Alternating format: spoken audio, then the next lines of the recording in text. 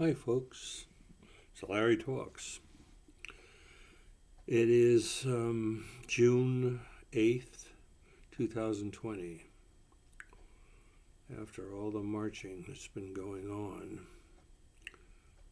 I'm 80 years old, professor emeritus of ethics and political philosophy at Yuba College for 33 years.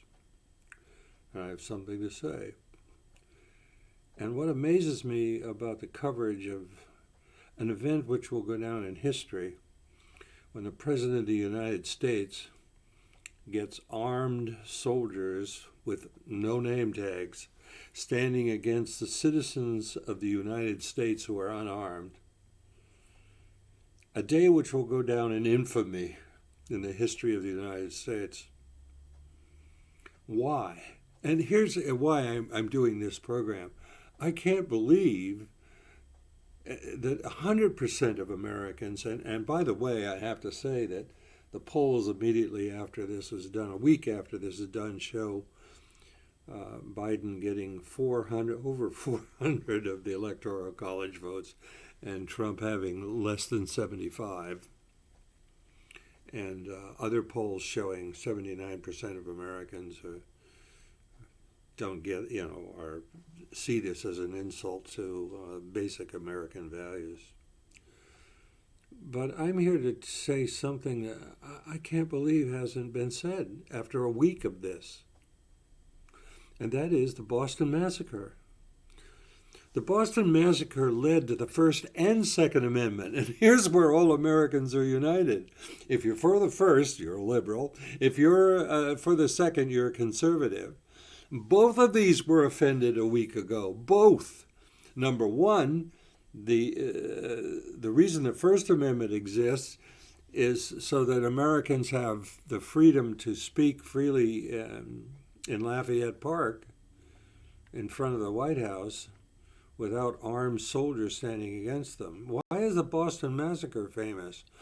The Boston Massacre occurred on March 5th, 1770.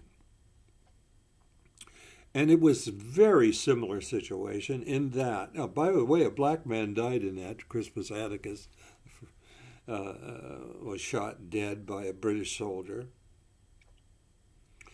And the Boston Massacre was an event that began the American Revolution.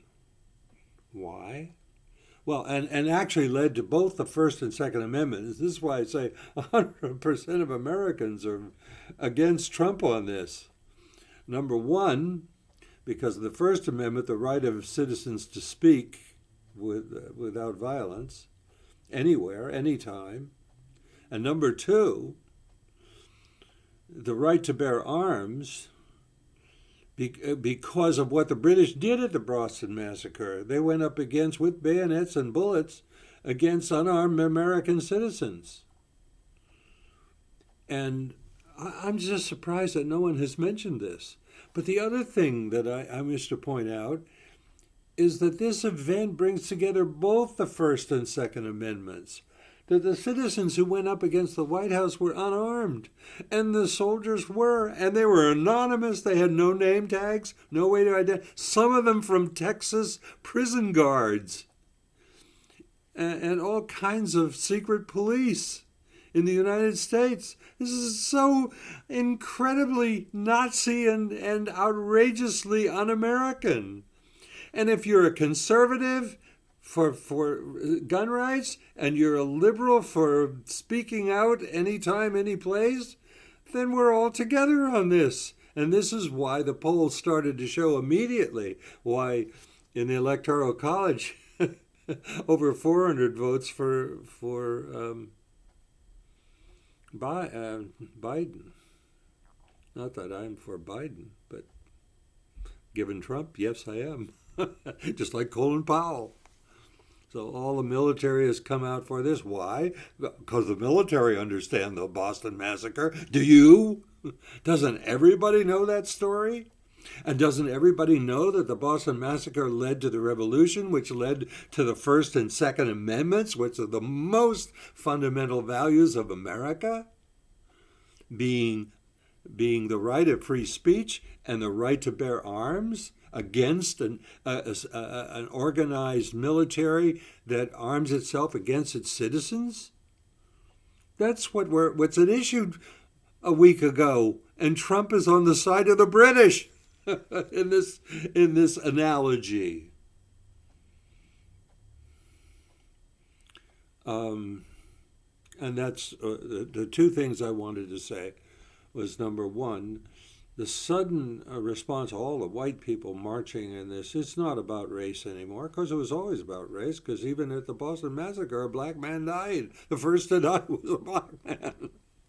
And secondly, it's about all of us. I really think what we need to do is and it's happening. The white people coming out, because they too are ultimately the victims. If blacks can be treated this way, so can whites. And we know that all the statistics show that poor whites, I think the tragedy of the moment is that 30 million children go to bed hungry every night in the United States of America. And they're people who are working. These are poor people who can't live on food stamps, and it's not enough. And it's going to get worse. It's going to get a lot worse.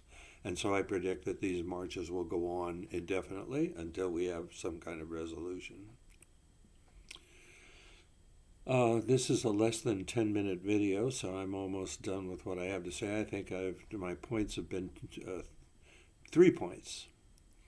First of all, these marches are not about race, they're about class. And yes, the blacks are in the lowest class, but many more other people are too. And number one, that this is history. All Americans are united on what happened at the Boston Massacre, which led to the First and Second Amendments being the most fundamental American values. And whether you're a conservative or a liberal, you're against what Trump did at Lafayette Square. And it will be a turning point in history, because we have to go back to 1770 to find anybody violating the American values more openly than the President of the United States. This is a true moment in history where the entire military has said, no, this is not right.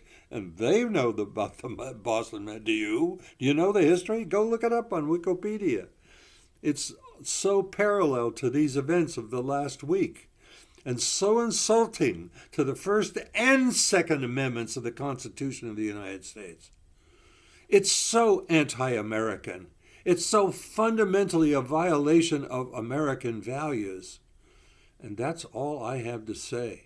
It is June 8th, 2020. It's Larry Talks. And that's what I have to say. I'm 80 years old and I'm not walking very well. But boy, I've been following all these marches. And this is a turning point in our history.